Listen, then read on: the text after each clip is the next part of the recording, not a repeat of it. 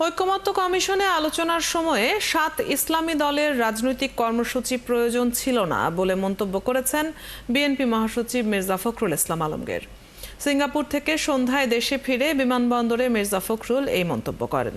এ সময় তিনি আরও বলেন, অহেতুক চাপ সৃষ্টি করে দাবি আদায় গণতন্ত্রের জন্য কখনোই শুভ হতে পারে না। এ সময় বিএনপি অযথা কোনো ইস্যুতে আন্দোলন করবে না বলেও জানান বিএনপি মহাসচিব।